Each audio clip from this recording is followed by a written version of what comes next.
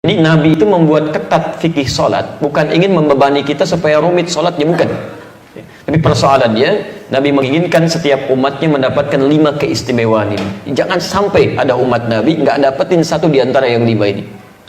Dengan cepat, satu, orang yang sholatnya benar dijamin oleh Allah pasti jadi orang baik. Sifat dan sikapnya pasti baik. Itu ada di Quran surah ke-29 ayat 45, seperti pernah kita bahas di pertemuan lalu. Inna salata tanha 'anil fahsya wal munkar. Orang yang salatnya benar, sungguh salat yang ditunaikan dengan benar itu akan mencegah pelaku dari 2 sumber keburukan. Pertama, fahsya yang diingkari oleh hati, sumbernya nafsu, syahwat, ya. Maaf, pornografi, porno aksi, zina, LGBT, itu fahsya. Ya, mungkar, keburukan yang diingkari oleh jiwa, sumbernya nafsu perut dan akal. Merampok, membunuh, ya, maaf, mencuri, korupsi, narkoba, macam-macam, itu mungkar itu. Jadi mustahil ada orang sholat perilakunya buruk. Jadi, Nabi menginginkan setiap orang sholat harus jadi orang baik. Silahkan Anda cek ya, anak-anak kita itu baru tumbuh saja, menjelang balik usia 7 tahun, yang ditekankan oleh Nabi itu sholatnya, bukan yang lain. Dan Nabi ajari dia sholat. Kenapa? Karena kalau anak-anak baik sholatnya dari sejak awal, akan tumbuh jadi orang baik setelahnya.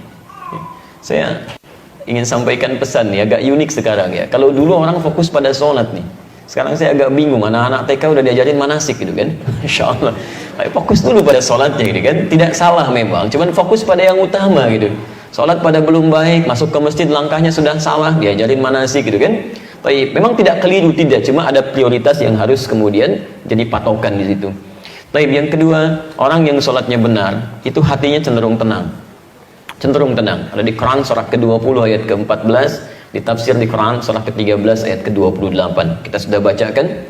Wa aqimis salata li dzikri, tunaikan salat sebagai zikir kepada saya, kata Allah. Ditafsir di Quran surah Ar-Ra'd ayat ke-28, ala bi dzikrillah tatma'innul qulub. Jika benar zikirnya kepada Allah, salatnya benar, maka dampaknya ke hati pasti tenang. Kalau hati Anda sudah tenang, dihadapkan pada masalah apapun akan biasa saja. Yang besar jadi ringan, yang ringan seakan tidak ada masalah gitu. Di orang-orang yang sholatnya baik menghadapi persoalan kehidupan, itu cenderung lebih nyaman, tenang gitu, nggak susah dia.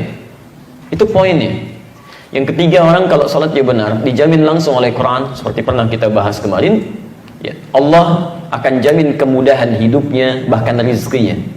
Itu ada di Quran surah ke-65 ayat 2-3, ditafsir di Al-Baqarah di ayat yang sama 2-3. Wa may yattaqillaha yaj'al lahu makhrajan wa yarzuqhu min haitsu la yahtasib. Ya.